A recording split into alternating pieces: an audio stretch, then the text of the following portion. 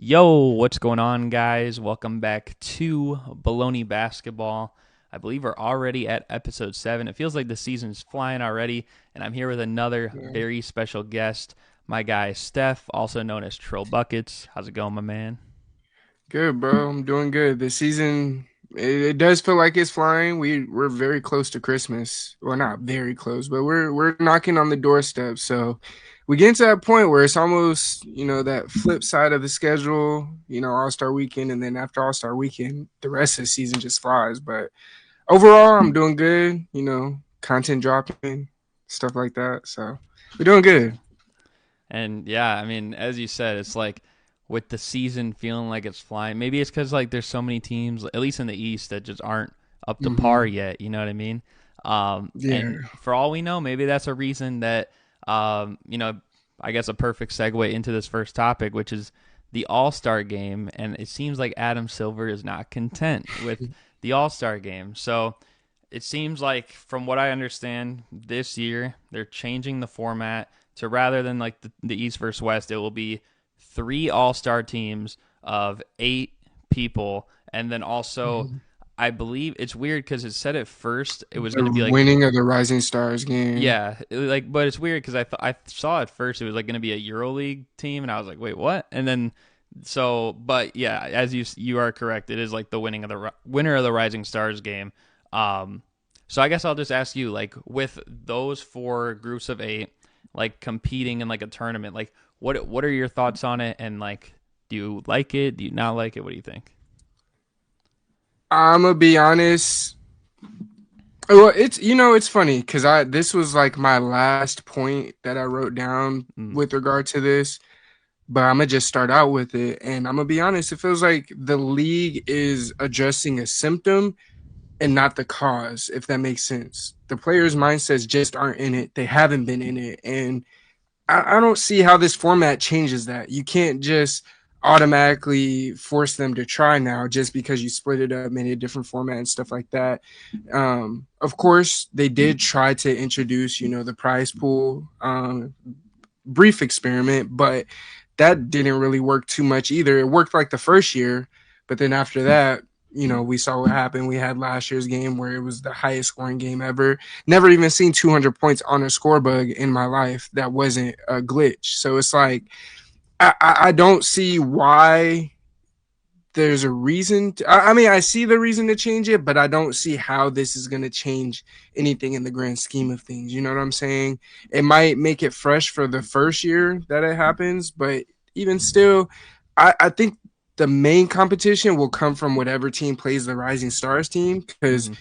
we know Rising Stars is usually rookie and sophomore. So of course I think vets will take that a little bit more serious, but even still, it's hard for me to see it changing drastically in any way, because it's just, like I said, it's putting a band-aid to it as opposed to fixing the true issue. And the true issue is just the fact that players aren't trying. Now, obviously you can't force them, but this isn't gonna this is almost like telling the fan base, here, you see us trying, we're trying to figure something out. But it's also like, once you see through all that, it's pointless. It's Mm-hmm. not, I don't think it's gonna do much besides the fans. When we're watching, we're gonna be like, oh, okay, this is a little bit fresh, a little bit new, but that's about it. Yeah, it's weird because like I feel like it's just a big sign that like Adam Silver and just the league office like just doesn't know what they're doing, and they're just trying to do whatever they can. And I say that because, you know, a few years ago, like obviously after Kobe passed and they changed the All Star game format, I feel like that was probably the best All Star game in the last 10 years we've seen. Like, Mm-hmm. competition wise, I mean, aside from the fact that like the game ended on a free throw, like everything Yeah. else was pretty spectacular about it. It came down to the wire. It was Mm-hmm. competitive. And I still thought it was pretty competitive, up until the end. And it, like, obviously, it was going to end on like a game-winning shot. But then, like last year, like they ditched that whole format and went back to the old way of just like 4 regular quarters, and then like as you said, largest scoring game we've seen. And now we're going back to like a target score thing again. It's like So it's like, do you want this or no, or oh yes, no? Like Yeah. it's like you keep going back and forth. It's like what is the plan? Um, Mm-hmm. I just I'm not a big fan of it either because the other thing with last year, like I feel like in the grand scheme of things, last year is going to be the most questionable All Star game we've seen because like I'm pretty sure. Um, I think it was like maybe it was 2 years ago, but I'm pretty sure last year was the first year again that they ditched the captains and they just went east west. I don't know if it was Yep. 1 or 2 years. It was okay. So that It, was it was it was last year. Yep. so this almost feels like again it's going to be like a captain like thing as well, Yeah. and it's like, well then what was the point? This is like it just seems like to me Adam Silver doesn't know what he's doing. I feel like yes he might be trying to do a lot. He's trying to do new things, but Mm-hmm. sometimes like it's not necessarily the case. I think the biggest thing is just like, as you said, like the players who maybe don't take it as seriously. But I don't think this is really going to change that much of it. Maybe to a slighter extent, like against the Rising Stars, because you don't want to be that all-star team that gets embarrassed against them, right? Um, Mm-hmm. but that also has me wondering too, like, so like if a player like, let's say like Wemby or something like that, like so if he's in the Rising Stars Challenge and the All Star game, but he's on the team that Mm-hmm. wins. Like, is he just not like? Does he qualify for both? Like, well, how does that work? That's something that I thought about too, because there's plenty of guys that could be on that Rising Stars team that if it's four teams of eight, right? Mm-hmm. Is that's it's 24, so it's still about the same amount of all stars, but it's still I don't know why, but it seems like it's more players. I don't know if it's Yeah. me, I don't know or what, but it feels like there's gonna be more players. But to your point with regard to changing it year after year, if you're gonna do that, why not have fan interaction? Why not have, let's say you know your numbers as Mm-hmm. the NBA, the front office. So those games where you guys have the highest viewership, you guys can have live voting polls of certain all-star events that you can do. It's voted on Twitter. People can argue about it on Twitter. Things that will actually keep the fans engaged, and it might be a way for fans to find a way to ignite that spark and players to actually play harder again, because I know some fans have said do something like King of the Court. King of the Court is one of those things where ego is at an all time high. Players Mm-hmm. are they might go a little slower. It won't be a crazy one on one, but it will be a one on one where they're not letting each other score. They're not gonna just allow someone to get a bucket. And especially if you're talking about King of the Courts when it comes to All Stars, which is the best of the best in the NBA, as a former basketball player, I think that adds to your ego to be like, hey, I beat all the all stars one Mm-hmm. on one. They couldn't see me in the NBA. Like that, that's something that would be like, players would actually buy for. And, that's just one example of many fan ideas that have been, put to the forefront.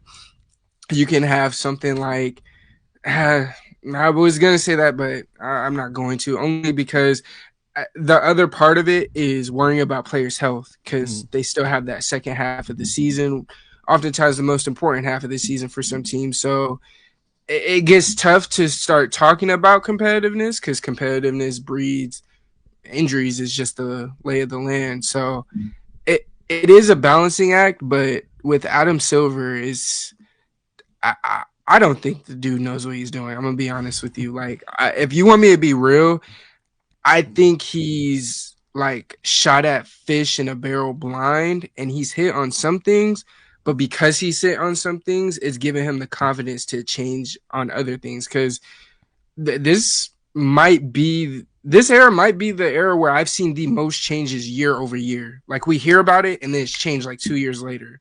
Like Yeah. that, uh, from what I recall growing up, that wasn't really a normal thing in the NBA. Minor rule changes, how referee games and stuff like that, of course, but like full on format changes for things is just like they're talking about breaking up conferences and just when the league expands and stuff like that. And it's just like once the idea is put out there, at this point, it seems like it's just nothing. It's done. It's gonna Yeah. happen at some point. It's not a matter of if, but when. Yeah, and it's weird because like it almost feels like he just has all the say. You know what I mean? And it's like, Hmm. like I will shout out Adam Silver because when he did first like get into the spot as the commissioner, I remember he did this Facebook Q&A thing, and he only answered like 6 questions, and I felt grateful because I actually did. He did respond to one of my questions at one point, so I appreciate him for that. But nonetheless, I cannot deny he has not done a good job as a Yeah, commissioner. bro. Oh, So, man. but the only other thing I want to say too, and then we can move on if you want. Um, I swear, I hope they do not, and like I seriously hope they do not do this. Is the winning team of the Rising Stars game then all gets like honored as an all-star for that season too? Please Oh, don't do because that they play the All-Star. Oh my because it's like an goodness. earning. Like, no offense, I'm not Oh trying to my Lord. not gonna I call mean, anyone out, but if I see like let's say like Zachary Risager, who's not had a yeah. good year, but he probably will make the Rising Stars just because he's playing okay Hmm. for the rookies. Like if he's named an All Star because of that, because his team wins the Rising Stars game, that's awful. Man. No, yeah, please, dear God, no. Please, no. That Because I'm dare gonna I be say that might honest. be worse than when Dirk made it his last year, and I love Dirk. Yeah, So, and like to your point, I love Dirk. Like, mm, but like I do feel like a lot of these rule changes are they alter legacies, and mm. if that's one of those that happen, oh my Lord, we're come on, man, come on. But yeah, that's all I got on it. I don't know where you can really go from here to get them to just go after it, but it's up to them at the end of the day. He got to do his job. Yeah.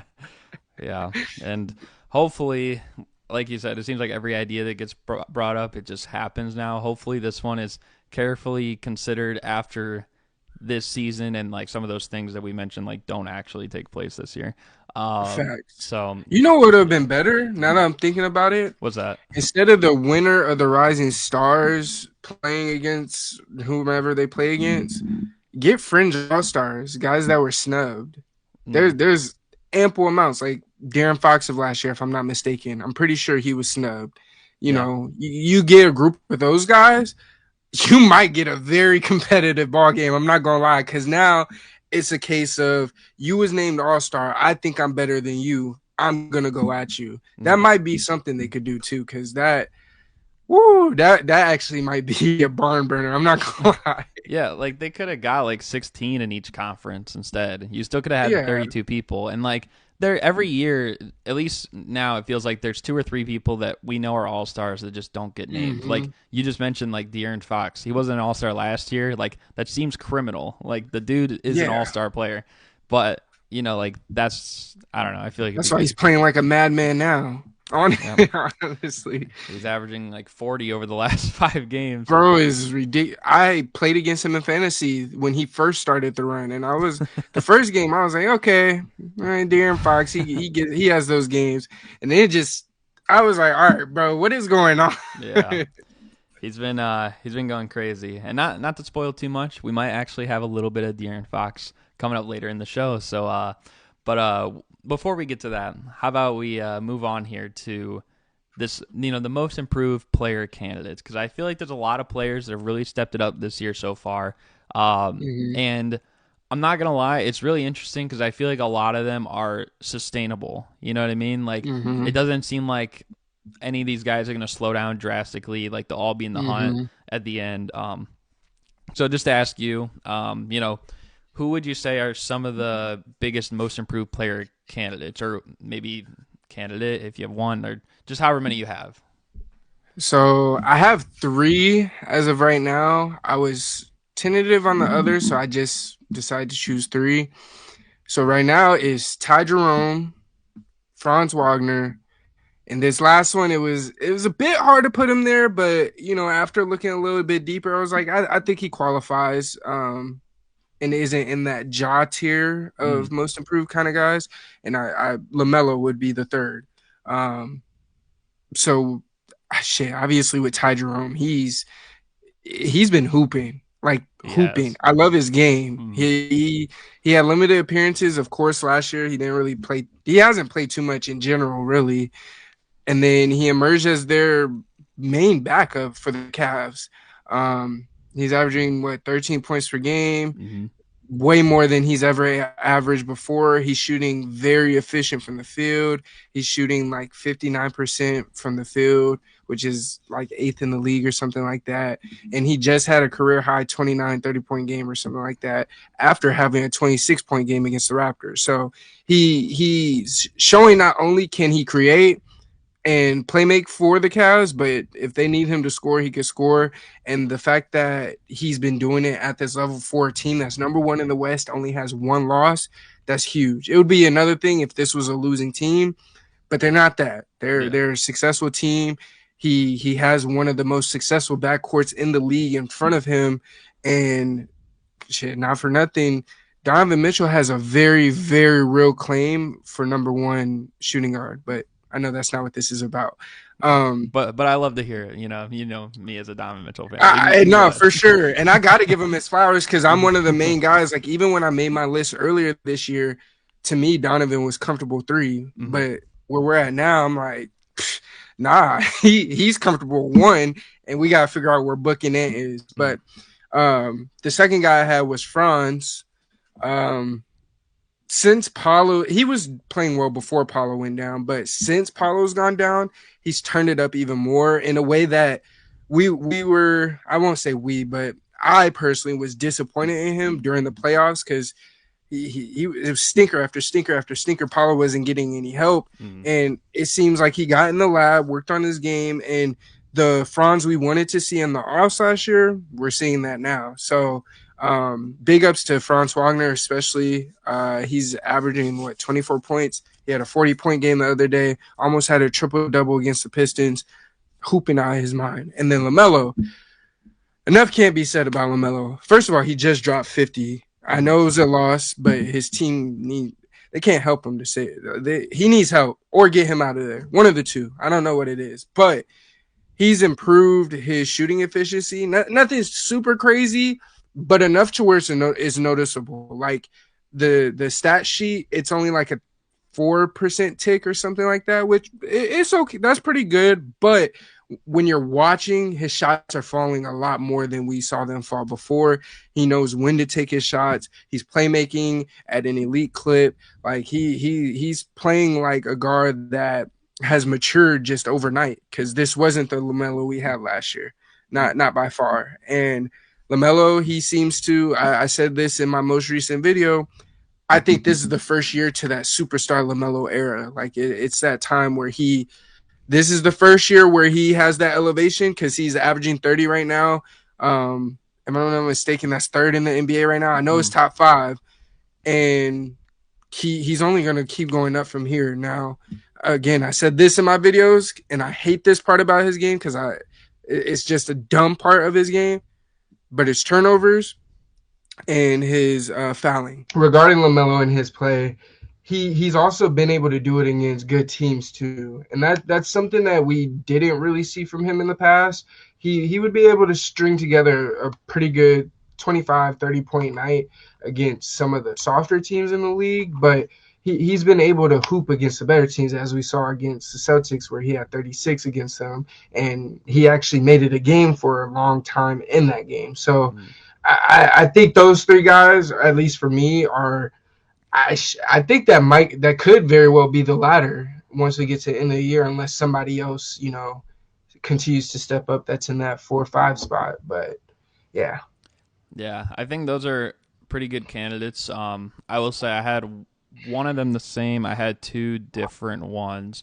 The one I had the same as you was Ty Jerome. I think that he has just been playing pretty insane, and he's like really one of the cooler, most improved player stories that there would be about, because it's like you said, like, what was he doing last year? Like, he wasn't even heard of last year.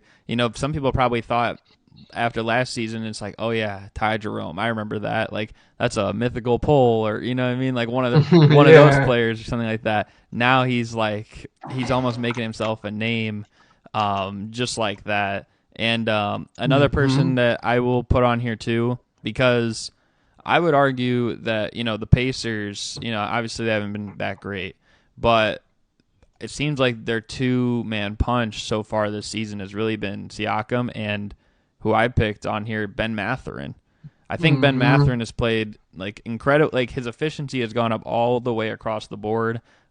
He's getting more opportunities, which is nice. Since he's been a starter, I think he's averaging like 25 points a game with the team right now. So, and he just has kind of like that. It's very like Anthony Edwards esque type of like swagger and stuff Yeah. like that, where it's like he almost gives the impression where it's like, okay, he could be a star in this league if you give him the keys at the right time. And Mm-hmm. I think that maybe we're starting to see like the first glimpse of that. Like kind of like that first year the Timberwolves made the playoffs. I feel like you might start seeing that version of Ben Mathurin, like similar to that of Anthony Edwards, and then eventually like Facts. he'll become like an all-star. Um, the other person I have on here right now is I know he's missed a few games, but he has really stepped up, and he's part of the reason why this team is still playing so well, even though they're without Kawhi. But Norman Powell, I would say. I think That's a great. Yeah, I forgot about Norm. hey, they would call him addition by subtraction, man, right? Yeah. Because of the way he just talked about Paul George and everything. He's been balling out. I know he's missed the last few games, but I mean, even before he got hurt, I think they were like still 500, and Yeah. I don't think people really even have the too much faith in the Clippers right now. The fact that they're sitting, I think, like fifth is pretty impressive. Yeah, I'm not gonna lie. I think the Clippers actually have a shot to. I don't want to say make some noise because I don't think they'll make a deep run, Mm, but I think they could be one of those teams in the West where they match up with a team like the Grizzlies. mm, They might be able to get them out of there. You know what I'm saying? Especially on the backs of Norm. Harden has been playing so well. I like that Norman one because I completely forgot. Fun fact: Norman is from my hometown. He um he graduated the same year as my sister, so I saw him in his high school all-star game. They had a dunk oh wow. contest, and it's crazy because Norm was never a shooter. He couldn't shoot for his life. Like when back then, Mm, couldn't shoot. Like even when he went to UCLA, he couldn't really shoot too well. But like it's crazy seeing Norman now because it's like I remember when I was a little kid watching you because he's my sister's 5 years older. So yeah, he'd be about 5, 6 years older. I was a little kid watching him, and it was like this dude has bounce. Like he did an East Bay dunk to win that dunk contest or whatever. Um, Funny enough, that gym is not like that school is not a school no more.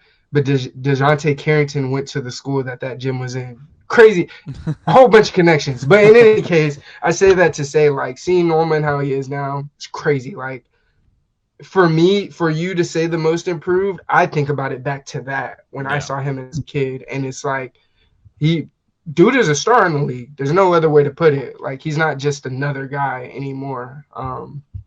And you, what was your second one again? My bad. Ben Mathurin. Benedict Mathurin. Mm, Yeah, I've always been a Ben Mathurin fan, like crazy. mm. But it's crazy because I saw this video when it was him and Elijah Arenas going at it. That was in a Oh yeah, run, and Elijah was playing great defense. Granted, Elijah was hooping himself, but just focusing on Ben, Elijah was playing great defense on it in front of him, stayed in front. It wasn't. You could tell Elijah knew what he was doing guarding an NBA guy. And despite the perfect defense, the shot that Mathurin hit, it wasn't just that he hit it because of course we see NBA guys hit shots in open runs.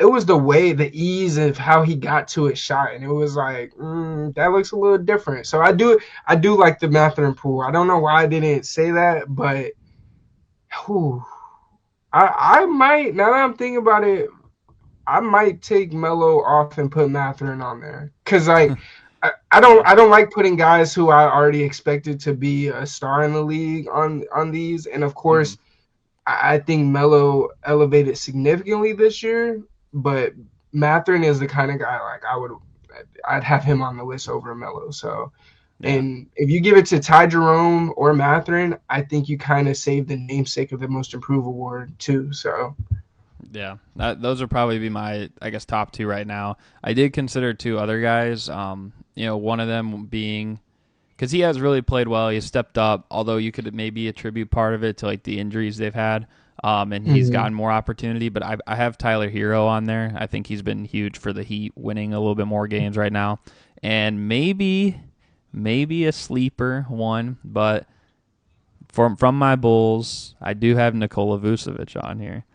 Um, Vooch. he's having the I want him in LA so bad. he's having the best statistical year of his career. I know maybe like total points and total rebounds Yeah. maybe a little down, but like his efficiency has been insane, and defensively Hmm. he's not been too bad. I know we as a team stink, but I would argue he's probably been our best player so far this season. So Yeah, above Zach. I would say so. I mean, right now I would at least. I mean, obviously things could I'm not change. mad at it. I like it Levine's had big games the last couple too, but for the course of the season so far, I'd probably say Vucevic. Yeah, for sure. I want him in the LA jersey. I want him so bad. And I know that sounds prototypical of a Laker fan, but like I can also say I don't want Nurk and I don't want Jonas. Please, dear God, do not trade for either one of those two. The only backup big you guys need to be worried about, or not even backup, maybe you can share the floor with AD. Go get Vooch, but not. I like that. I like that one. How's Kobe White been doing? Because I haven't really been catching our games like that. he's been he's been okay. I would say it's been a little bit underwhelming, but I think part of that is just because last year him and DeMar were basically the whole offense, Mm, and some days he was actually like the best player, But like now it's like you bring Levine back, you bring Vucevic back. You're incorporating another ball handler in Giddy. At mm. least the first few games, you had like Lonzo, but now he's out, and then he'll probably be back. So like, it's a lot. But I kind of did expect it a little bit. I think maybe Kobe will find his footing once Levine gets traded, because I think honestly, like this whole start of the season has been about like Levine building a market because he was basically untradeable like in the offseason, remember? So it's Really? Yeah, like they're yeah. like you got to attach picks to get rid of him. It's like we're not going to give up picks just to get rid of Levine. Like that's crazy. Oh, yeah, that's insane. And like I think he's playing well enough that like now like people will start considering like okay, like we'll give you this for him, and then eventually we'll probably come to a deal. I would be. You think 2 seconds will do it? Mm, I don't know.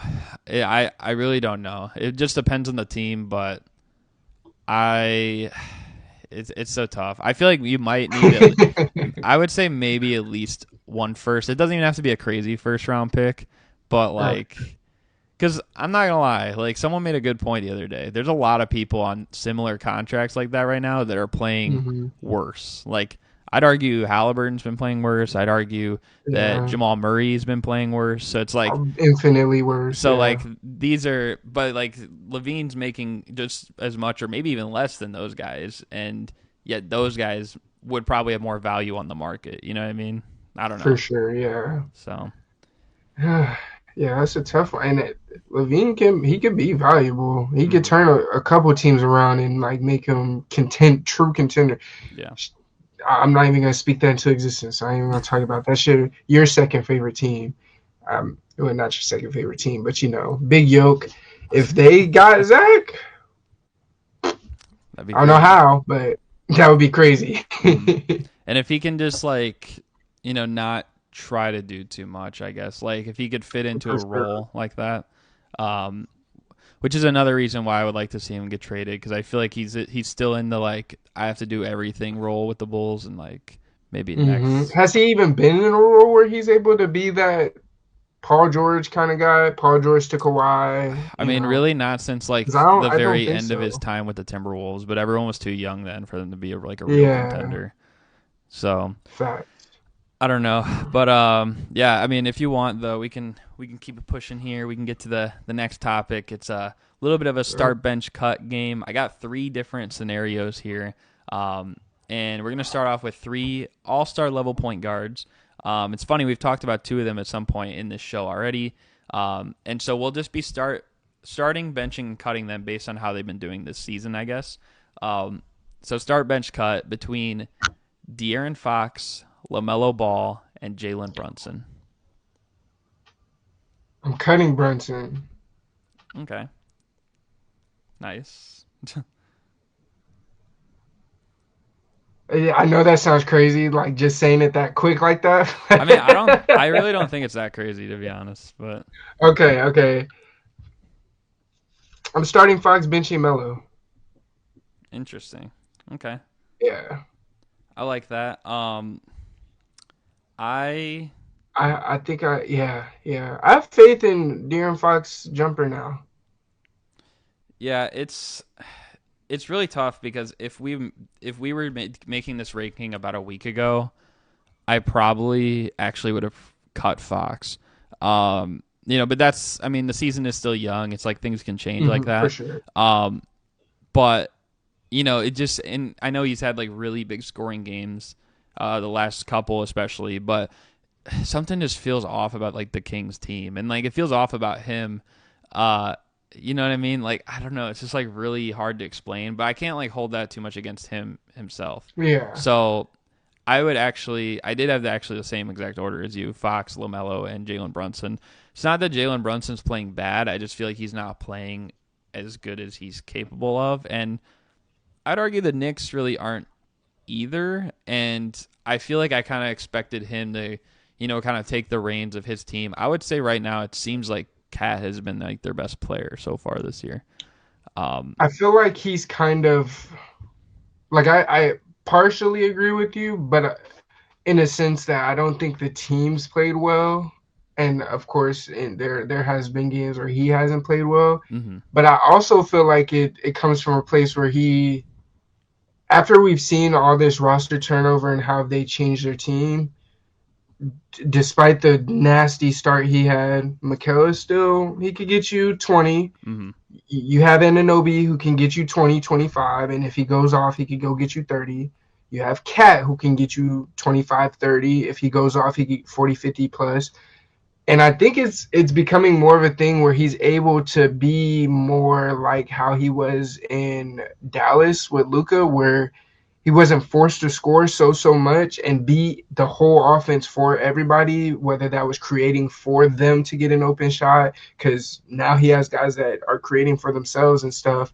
The only other guy that would really create before was Julius Randle. And a lot of times his creation was a stagnant offense. It wasn't really creation. It was give me the ball and just move. So I think that's more so where he's at. But I also don't think that's an indictment on him, so to speak. Now, it does hurt him with regard to something like this, start bench cut, but I I think that might help them going forward. He won't be so knacked towards the end of the season. Like last year, it did seem like he had a couple of, nagging injuries. Nothing too crazy, but still something that it was like there was something off about him once we got into the latter part in the playoffs. So I think that might help them going forward. But with regard to this, start bench cut, yeah, it don't help him. Yeah. I think the only other thing too, like with regard to this, is like making me lean towards cutting him right now is that like with, all the other options that he has around him now, from like Cat to OG to Mikal to Josh Hart to, you know what I mean? Like he definitely has like more offensive threats, I would say, supporting him, but it doesn't seem like he's really found his like shot at a higher efficiency. Like I think of it like, like Donovan Mitchell, for example, like he's not scoring as much as he was last season, but his efficiency is like way higher than it was last season because he's not, forcing anything. And a lot of those guys on that team, or, like LaMelo's efficiency is really high, which is pretty crazy because he's normally like seen in the past as like a guy who's like, he's going to be a good playmaker, but he could play a little bit inefficiently at times. And then like maybe even De'Aaron Fox, like not a great shooter, but like, it seems like they've really kind of leveled it up right now, whereas Brunson's kind of like stayed the same, but his numbers are down. So like that's I guess like the one thing that's kind of making me it's hard to like give him the edge there because of that. No, I feel that for sure. Yeah, Yeah, that goes into it for me too, because he doesn't seem as aggressive as he was last year either. mm-hmm. But like I said, I personally I feel like it might help them in the long run, but it's also a case of at some point I want to know that you found your shot. I want to know that you found your stride. It doesn't. It shouldn't be okay. He's gonna get there. He gonna find his stride. Stuff like that. Nah. I need to see a game where I'm like, okay, Jalen Brunson found it, found his groove. He's turned it on. I don't think I've seen that yet. So yeah, that was why it was so easy for me to say cut. Yeah. No, I agree. And I think we're on the same level there because obviously we had the same order. But we'll see how this one goes here because start bench cut. We got 3 point guards again. These guys are kind of like backup point guards, or not necessarily backups, but like they're kind of seen as like role playing, maybe pure point guards or like options off the bench. They're all kind of smaller guards, I would say. But between Peyton Pritchard, Ty Jerome, and Tyus Jones, this is true I got basketball all here. three. I've had all three in fantasy, and all three have done wondrous for me. Um, I'm gonna start Peyton Pritchard. I'm gonna start off by saying that. Okay. I'm gonna believe the Celtics when they say he's the hardest one-on-one player to guard. I'm gonna also believe them, or not believe them, but the fact that they've said they have a specific drill in practice where Peyton Pritchard goes one-on-one full court and you have to stop him. Yeah, I'm gonna go Peyton Pritchard, especially because the way he's let loose on that bench, man. Boston, the fact that they're able to keep him is nuts. But Yeah, Ty Jerome and Tyus Jones, it's tough.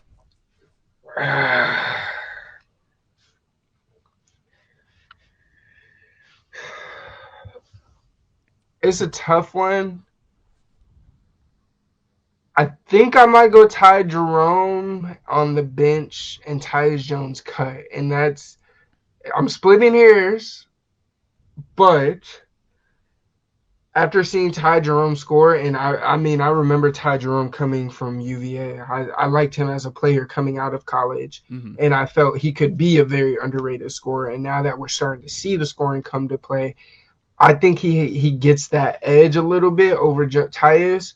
Love Tyus, one of the most efficient players we've seen in years, and it's not to say he's better, because if we're saying better player just overall, I'm likely going Tyus. But based on this year, I think I'm gonna start Pritchard, bench Ty, and cut Tyus.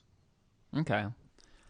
Yeah, I mean, I feel like this is just a really tough debate, and you could honestly argue for any of the three, in no matter which way you're looking at it. I actually, so far from this season, I would start Ty Jerome. That's what I went with. And I would bench Peyton Pritchard, and I would cut Tyus Jones. It's really tough. I just think, and this is kind of the You've same always thing. been a Cavs homer.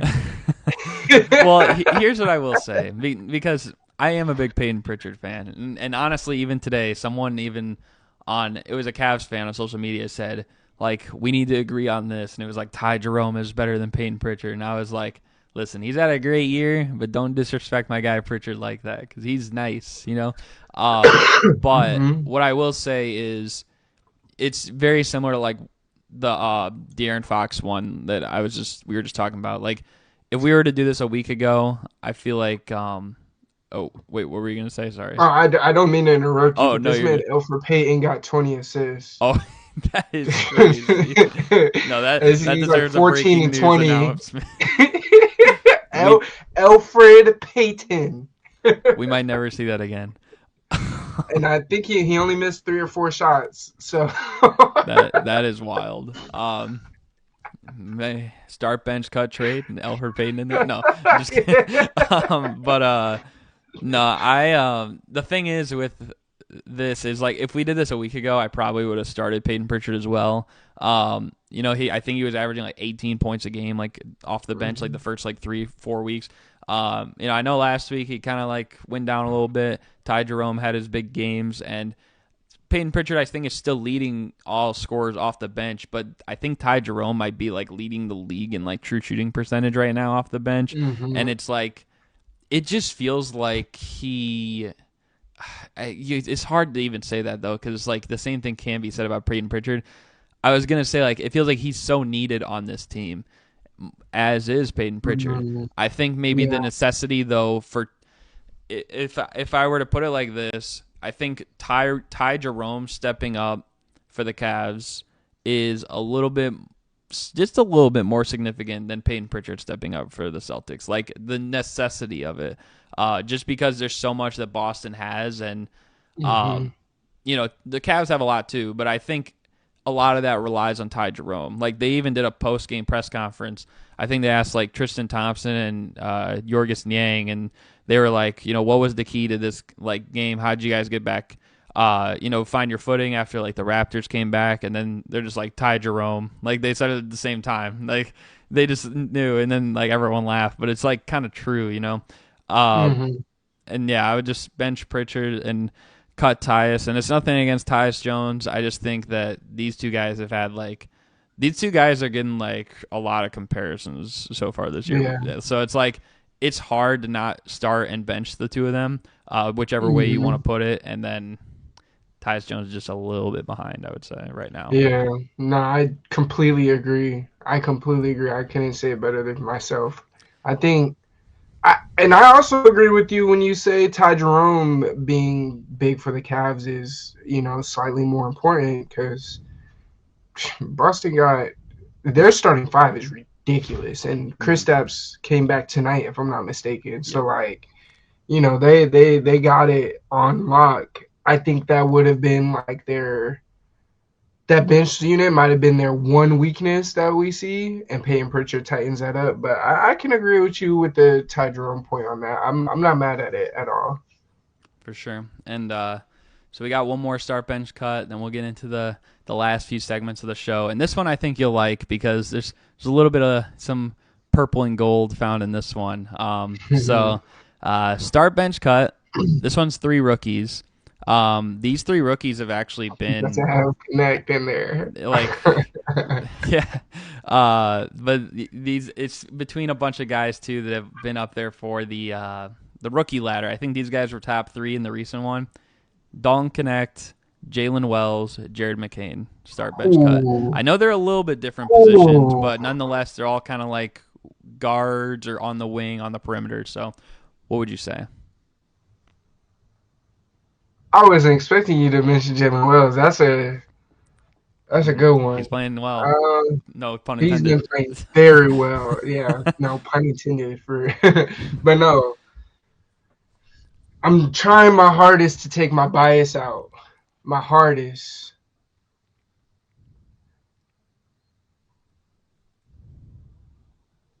I'm gonna start Jared. Sorry, the Pistons game is on. My apologies. Jaren, Jalen, all of them. They all got the same J. But Jared, I'm gonna start with. It's the benching and cutting that I'm. It's tough. I don't want to sound like I'm being biased. I'm not. But I think I'm a bench Connect and cut Wells, but like by a sliver. And I say that only because we've seen Connect essentially win us a game in a game where no one else could get it going for real. And that's huge for a team like the Lakers, who's we've been needing a player like this. I was upset when we didn't draft Cam Whitmore last year because I thought he was going to be that kind of guy.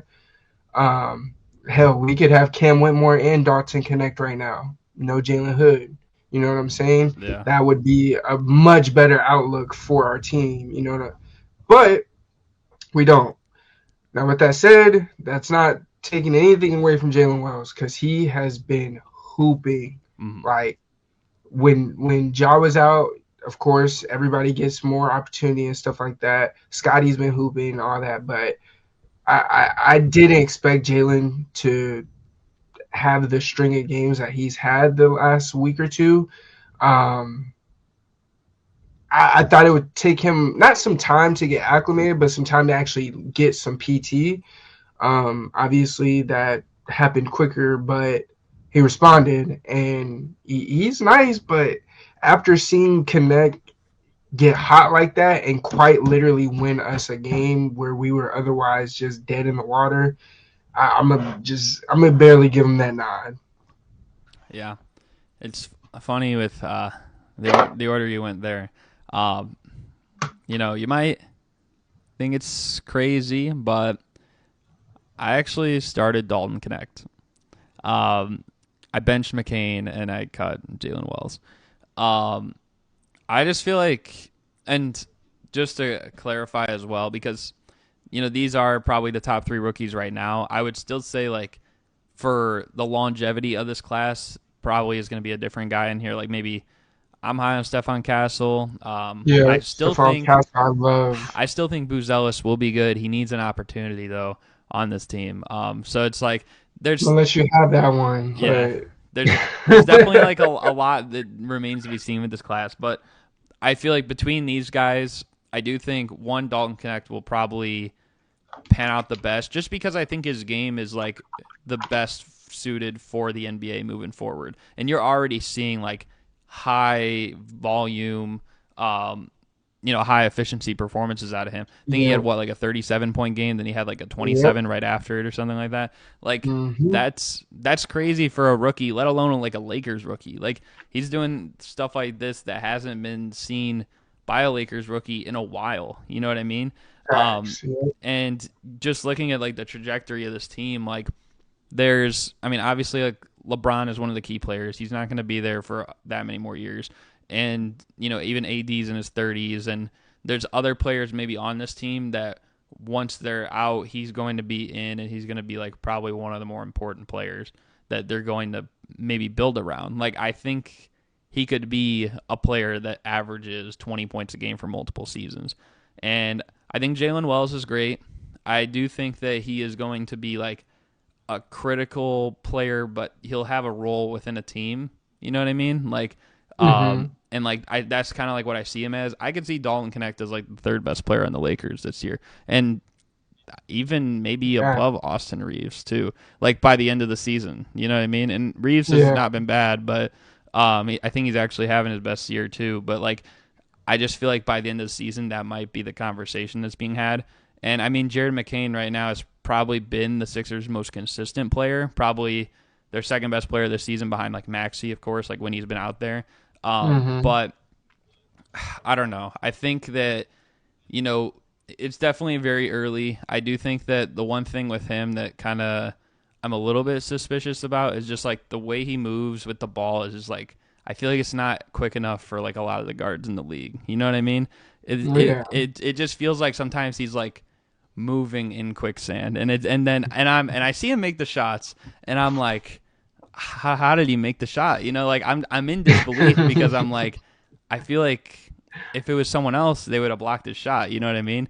Right. So that's like the only other thing I could think of. I mean, if he wants to play maybe that style, I think he just would need to adopt more of the, I guess like similar to Austin Reeves or SGA or something like that, where it's like, or Luca even, where it's like you use that to your ability, like a stop and go type of thing. Mm-hmm. But yeah, that's probably the order I would go with at this point. I'm not mad at it at all. To your point, like you said, I do think there might be some guys. You already mentioned Stephon Castle.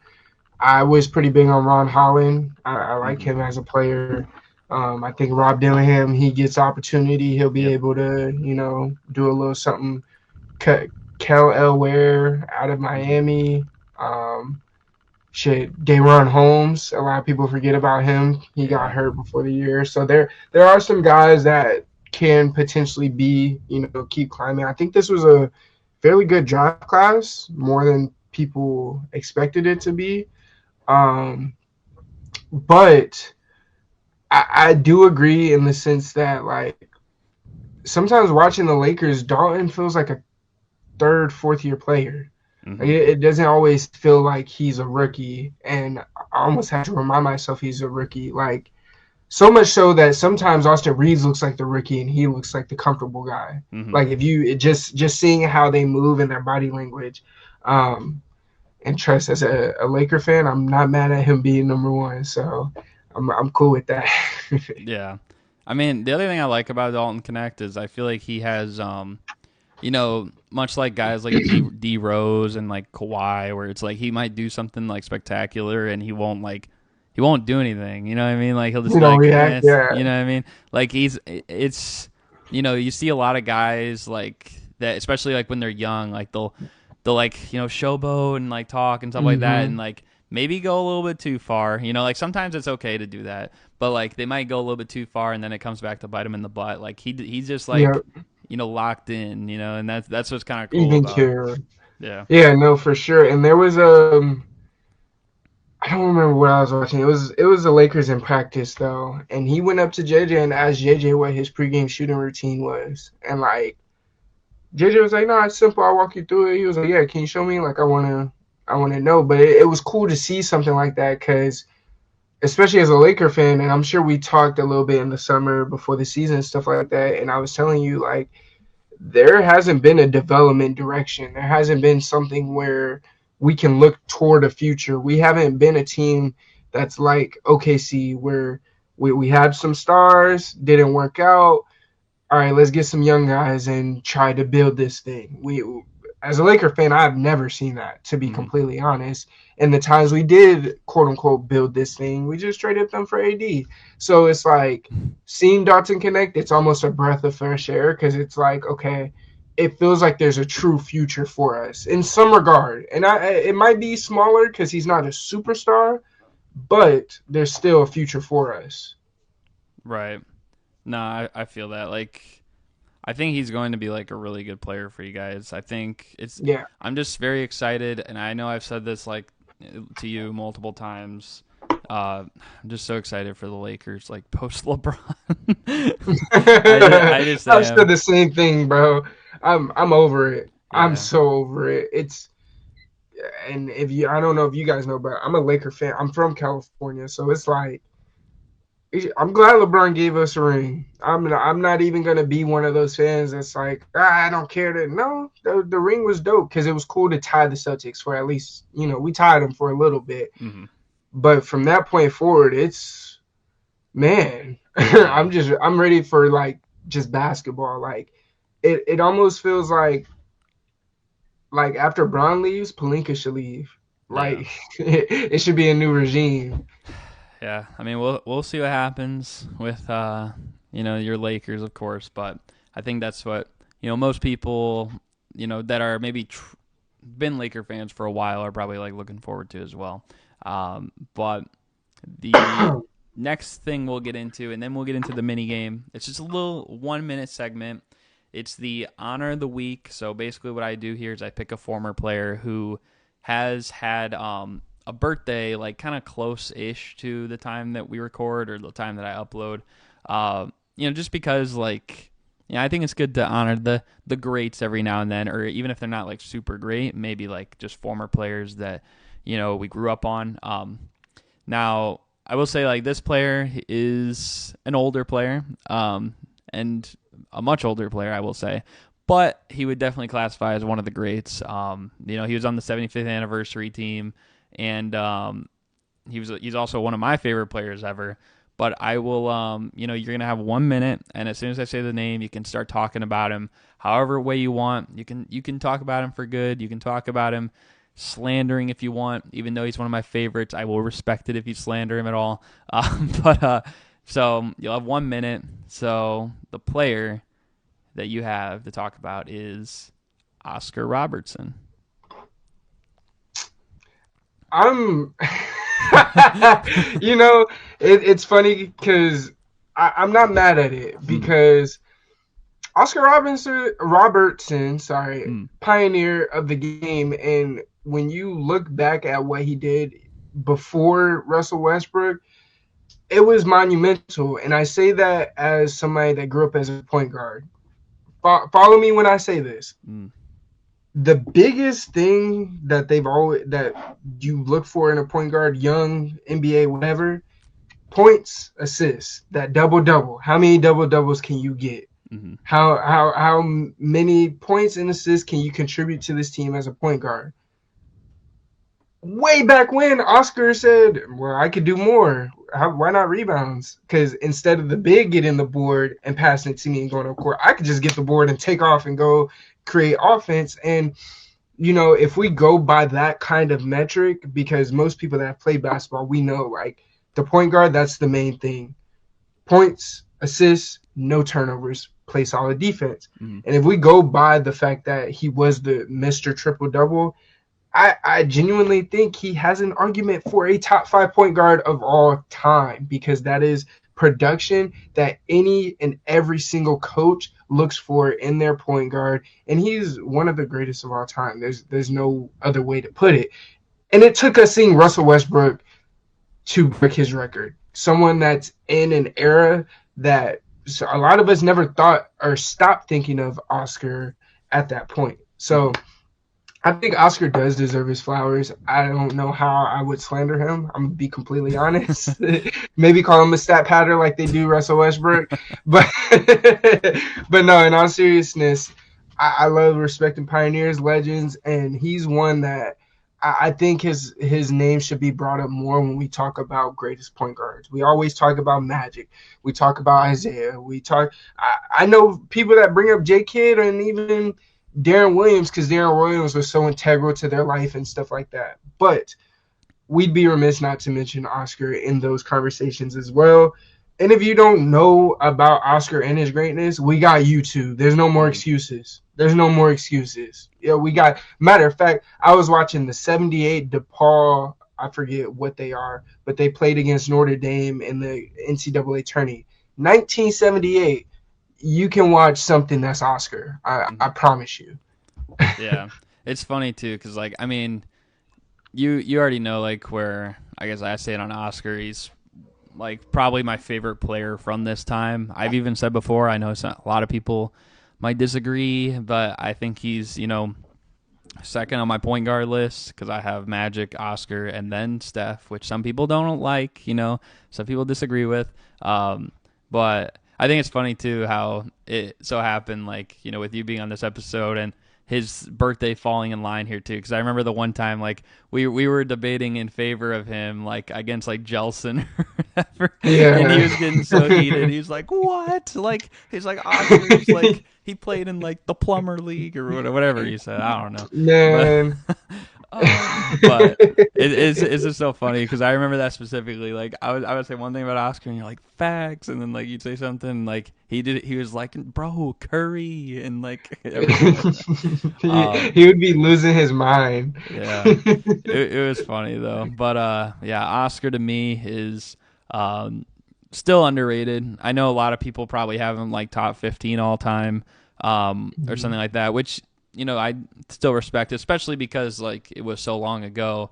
I just feel like he's a little bit better than that, and like Yeah, top 15 is kind of crazy to me. I'm not gonna lie. Yeah, you crazy good or crazy bad? You think? Bad, in a bad way. I think he's a lock top 10. I'm not gonna lie. Yeah, I would say so too. I think I had him 9th when I did my latest list, and I don't think that's too crazy. I know some people might not have him there, but like it's. I feel like it's fair, I think it is, shit. You could have him higher because I harken back again. Like, what is the essence of the point guard position? So it's like, when I talk about all-time lists, I like to think about it in that sense too. Try to do as much as I can to eliminate the ring talk in that conversation, because I like to talk about, is this player better than this player?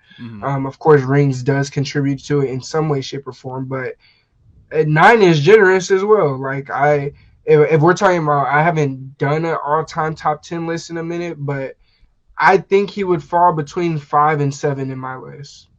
And the only other thing I'll say, and then we can get to the minigame too, is like as much as people like, I would say people will talk about like the 2019 Warriors as like one of the recent teams. It's like, well, they definitely would have won a ring if they were healthy and this and that. Like that was really like the same mindset with those Bucks teams when it was him and Kareem. And Mm-hmm. near the end, I mean, like he got injured some years. Lucius Allen got injured. Like if those guys are healthy, like we're probably sitting here talking about Oscar with 3 championships and everything else that he's accomplished in the triple double world and stuff like that. Like it's way Yeah. different. You know what I mean? So that's just the only thing I wanted to add there. Actually, I didn't even know that was the, I guess I would say, vibe surrounding it. But with that said, like shit, that adds credence to it. Yeah. Hey, Oscar top 5 all time campaign. Let's start it. Facts. Starting it right now. You guys heard it here first. It will take off. It will be loud. Very. But we can move on here to the mini game to wrap up the show. Now, as you guys know, my favorite player, Derrick Rose, before the season retired. So this mini game honors him, and I actually call it the Rose Gold Trivia mini game. Trying to make it a That's little a good smooth. name. So how it's gonna work is there's gonna be 5 questions. Now the first and every question you could get up to 10 points. The first and last question you will get either 10 points or 0 points. It's all or nothing. Although the first question is kind of easier, the very last question is pretty difficult. And then questions 2 through 4 are all number-based things. And depending on how close you are, you can get partial credit. But I'll explain how the partial credit works on each question. So Okay, should be good. So are you ready for the first one? I'm ready. All right. So like I said, this one should be pretty easy. If you get it right, you get 10 points. If you don't, you get 0. And you only get one guess on every question, by the way. So the first one is, who coached Derrick Rose for the majority of his career? Tibbs. Yes, sir. It is Tom Thibodeau. Pretty simple. Just like that, you got 10 Yeah. points. So Hey, love it. Love it. Let's keep I, it rolling. I don't know who else Damn, it he could really be. did. Cause didn't he follow him in New York, the Timberwolves? Mm, Dang. Okay. yeah. Or not the Timberwolves. Yeah, the Timberwolves. The Timberwolves. I don't know. I almost got the mix of Memphis, but yeah. I'm just glad he didn't say Fred Hoiberg. No, I'm just kidding. That would have been crazy. But okay, so the second one here.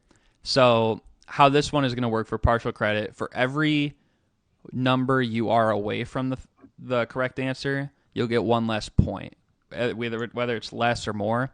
If you're more than 10 numbers away from the said thing, then you won't get any credit. Okay. But what is Derrick Rose's career high in assists in a single game? And this is only regular season.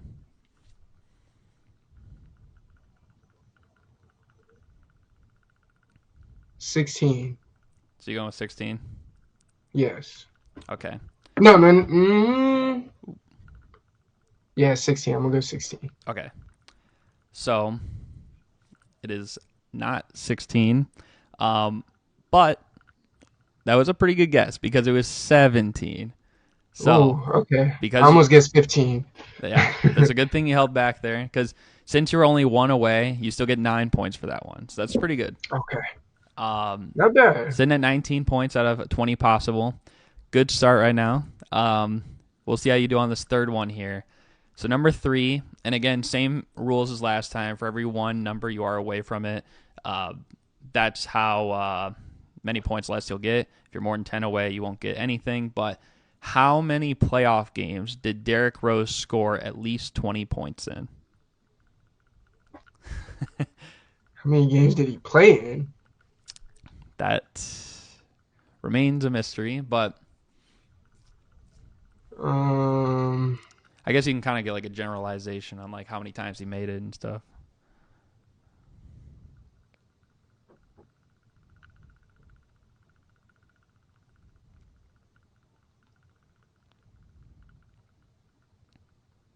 I'm just trying to think of the times they made the playoffs with the Bulls. Because I feel like he every time with the Bulls, and then he gets hurt. So I will tell you, I mean, obviously he made it mostly with the Bulls. He did also make it at one point with the Knicks and the Timberwolves too. But yeah.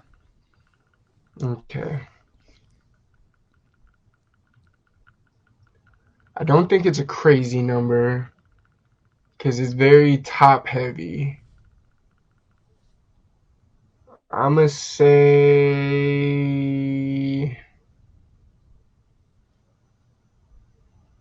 16 games to a chip. He made it to Eastern Conference Finals.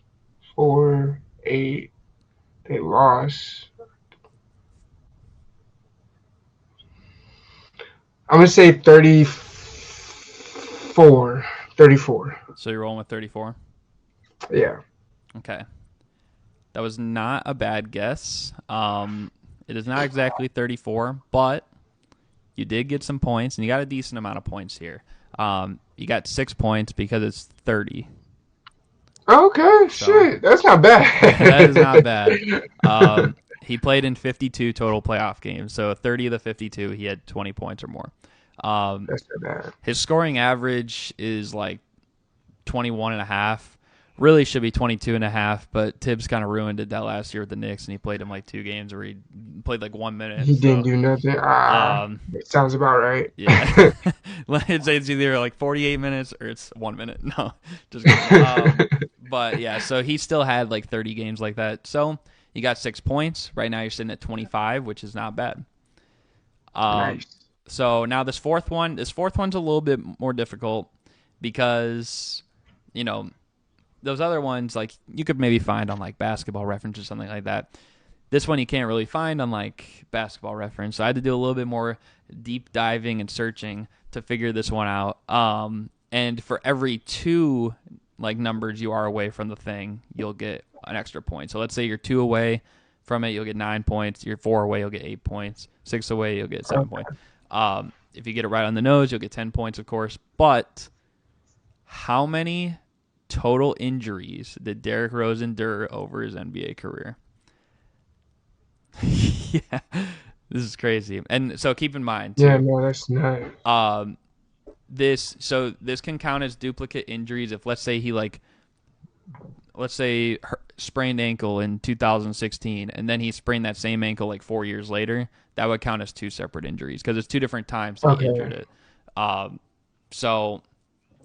And it could be minor injuries, it could be major injuries, but how many total injuries did he suffer over his career?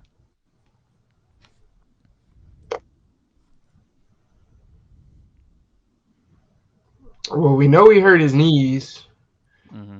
ACL. Does an ACL, MCL count as 2 separate? Yes. Okay. That's 2 right there. Shit. I think he broke his or hurt his wrist at some point. And just to clarify too, like, if he had illnesses or like COVID, that doesn't count under this. Okay. So I think he had ankle injuries. I know he missed like damn near a whole year because of that. and even the smallest of injuries will count. So yeah. That's why this one there's a little bit more leeway because it is difficult to get the exact number. So, knee, he did it again. I think twice. Ankles. I want to say he hurt his wrist.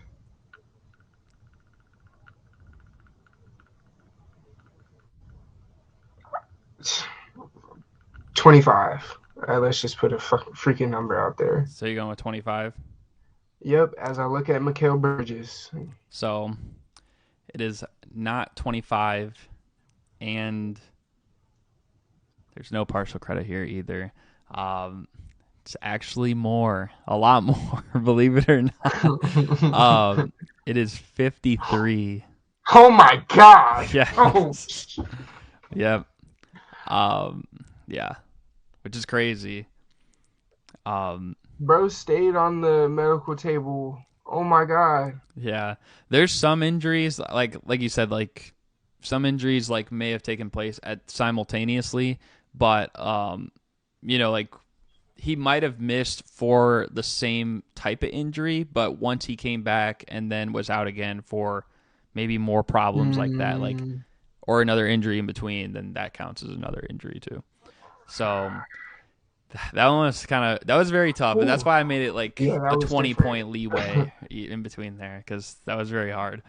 Um, Yeah, that one's but because it's one of those things where it's like shit. Players have neck and stuff you didn't even know about, and then they're yeah, out for mhm, 2-3 games. right, yeah. Damn, So that's a lot of injuries. that is a lot of I injuries. can only imagine how many surgeries he's been through. Like, forget, of course, the major surgeries, but like a lot of these players have maintenance surgeries after the season too, clean up like fractures and stuff like that. And Mm, it's like, I can only imagine how many times he's gone under the knife. it's crazy. I knew that one would definitely be a little bit shocking because I know you probably thought like 25 was a lot, and yeah. Um, but what I will say is you still have 25 points. I believe if you get this last one correctly, even though it's going to be a hard one, I believe you'll have the top spot on the leaderboard so far.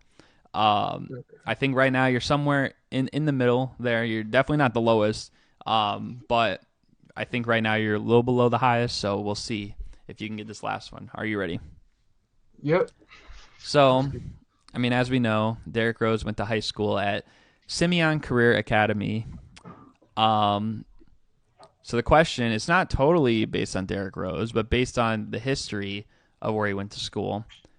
Who was the first NBA player that attended Simeon Career Academy? I feel like you might know this, maybe. I don't know. I feel like I do too, my damn self. I was thinking in my head, I'm like, I feel like maybe one of his like coaches might have told him a story about this. Um, oh, what's his name? Oh my god. It's about to kill me right now.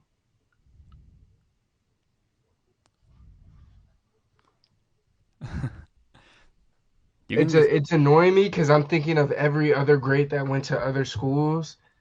Simeons.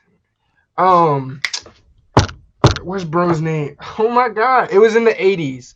Um, what's his name? It is a simple name too. It's something Anderson. Um, Nick Anderson. Yeah, is it Nick Anderson? it is. You got it. Let's go. Nice. Wow. Yeah, that. Hey, I'm not gonna lie. That is one of those my coach used to. That was quite a pull there. And see, I put it there. I knew that there was probably potential that maybe you could get it. And of course, you clutched up there. So That is that's such huge. a basic name, but hey, if I'm not mistaken, was he not THT coach? I Uh, think he was THT's former coach or something like that. I think he was. And fun fact, actually, about when THT went there is he was teammates at Simeon with a guy who the guy's name was Zion Young. He went to school near where I was at, but he Mm-hmm. was a sophomore that was the best player on his team, but apparently he was ineligible and got like penalized by the team, and he was playing JV my freshman year. That dude dunked on us like 7 times in the game. Those are the worst when the varsity player gets in trouble and they're. Yeah. So shout out wherever he is now, Zion Young. I know he played in college for I think he played like literally 5 years, or something like that. But yeah, he was teammates with THT at Simeon after that. Like That's he transferred. crazy. So I remember that too vividly, especially because I was guarding him part of the game, and I'm like, Yo, why no. am I guarding this dude? Luckily though, he didn't dunk on me. Like all the other dunks, it was either on someone else or just like a fast break. So I saved myself a little Jeez. humiliation. But yeah. That's crazy. Um, but yeah, I mean, so you ended up with that correct answer. You got 35 points, which, like I said, Nice. that's top of the leaderboard right now. And so far, you're the only person to get question 5 correctly. It's been different for Really? every Is it the person, same but question? no, it's been Oh, different. it's good. But Okay, okay. still, that's a hard.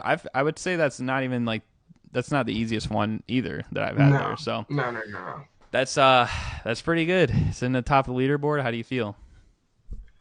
Uh, I just feel like it pays to be a nerd. Going on Basketball Reference randomly, just you get that itch to watch some basketball. there's times I don't want to watch modern NBA. Like I said earlier, I was watching a DePaul game from 1978. Like, it pays to be a basketball historian. You also learn a lot, pick up a lot. And have you had Recon yet?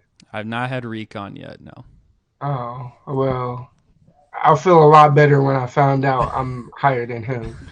Well, we'll have to see. For all we know, usually this type of thing, there's a little thing at the end of the season that people can look forward to. So, Facts. we'll have to see how that goes. But yeah, as you were saying, sometimes it pays to watch former players. Shout out like two of them I've been watching kind of a little bit more recently. Downtown Fred Brown and Lou Hudson. Yeah. Lou Hudson. Yeah. Hey, that's a pull. That is quite a pull there. I will shout out one other person because I know you wanted to say a little bit about him too. Oh yeah, Captain Kirk Heinrich. Captain Kirk. Yeah, I was because originally I thought the inning the Oscar Robinson segment was one where like I choose. That was my choice, but and it was funny because it wasn't my choice because I was coming on here and you being a Bulls guy. It was just more so me and my friends talked about him so recently, like, oh, you remember Kirk Heinrich, like how good he was and yada yada yada, like, and he was really. I know his numbers don't look the nicest when you're on Basketball Reference or whatever else, but he's number. I don't know if he still is, but he was number one all time at one point in 3-pointers made in Bull history. He still is. But yeah, he still is. Okay, Levine's that's gonna get caught at some point. He's very close. Yeah. At some point, he was third in assists behind Jordan and Pip. Like, he was third in all-time Bull games. He was like third behind in steals. Longer story short, he's a legend that's up there with Jordan and Pippen for that franchise. Like, it's. I'll put it. This is the best way to put it. This is how I'm gonna end it off for Captain Kirk. He was selected in the same draft. Well, no, I'll say two things. He was selected in the same draft, that 03 draft with Melo, Bron, Chris Bosh, D. Wade. And he was the only player to get a triple-double in that draft. But even further, and this is something that I think it's going to hit home for you, Garrett. Even though he was in that draft, the Bulls was still is one of the few teams in history that has never had to say, what if Melo or Bron or Chris Bosh or Wade fell to us, because Kirk Heinrich has done so much for that franchise to where it's like we didn't even care if they dropped to us. Like, yeah, it would have been dope to have, all-time greats after we just had, Jordan leave and stuff like that. However, Kirk Heinrich, he held it down for that Bulls franchise. So it's salute to him. Salute to him. He reminded me, him and Goran Dragic are some of those like backup PG guys that I will always have respect for in their game. Yeah, no, I agree with you. I think like that's one of the few drafts where even though like there were other solid players around there, like some of the draft times where it's like I might be scratching my head, or like, oh, we picked Marcus Fizer in 2000, or oh, we drafted LaMarcus Aldridge and traded him for Tyrese Thomas, or you know what I mean, like things like that. You know what I mean, like those are the things that have me scratching my head. But like even like Kirk Heinrich, it's like because there were times like he could guard. I didn't even know y'all drafted. I know, right? It's just bad. But no, like really, there were times where he he would guard D Wade. D Wade would say he gave him fits. I still remember the game. All the games really that year, like from when we played him in the playoffs, and then even the 27 win streak snapped by the Heat. Like when he was guarding LeBron at times and making him frustrated. Like who else would be a guard like that would do that on a consistent basis? It's just you don't really see it that often. So. I mean, shout out to him. He's, in my opinion, too. I know, obviously, he doesn't have the accolades and stuff like that as maybe other people, but in my opinion, he's on the all-time Bulls team. If you had to pick a top 15 Bulls, like I would put him on there, even if it's at the very no end, question, still on there. I think he would. Yeah, even if he's 12th man, he's on that team for sure. For years, him and Luol Deng was y'all best players. Yep.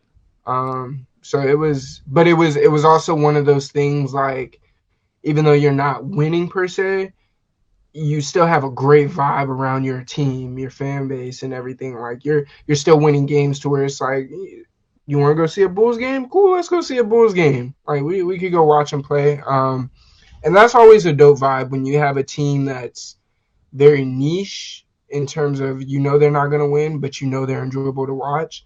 And I think that's always what he brought to those Bulls teams. And then when D Rose came, he was the perfect guy off the bench. Mm. Those Chris Duhon days, those Andre Oh Socioni my Lord. days, Tyson Hey, Chandler. I won't lie to you. I thought Denzel Valentine would be that one of those next like point guard guys that y'all got, but hey man, Yeah. all I remember is when he shot that shot and the broadcast was like, "What was that? That's a terrible shot. That you don't take that shot." that single-handedly, I think, ended his career. But yeah, I mean, aside from that, though, I mean, obviously, shout out Captain Kirk. I feel like you did pretty well on the mini game, and I feel like overall, pretty good show. Hopefully, you guys enjoyed. If you did, be sure to like, comment, and subscribe. You got anything you want to add before we wrap it up? Subscribe to Trill Buckets on YouTube. If you're watching and you got a Twitter, follow me on Twitter. It's JustLydey. Following everybody back. Have my old Twitter deleted. So, yeah. Trying to, revamp this thing, get back into the grind with this content thing. And, yeah, I appreciate you having me on here. And I appreciate each and every one of your subscribers for tuning in. Yes, sir. As he said, you can find that in the description below. I'll have all of his stuff there. And, yeah, go check him out. But with that being said, hopefully you guys enjoyed, and thank you guys for watching, and we're out. Peace.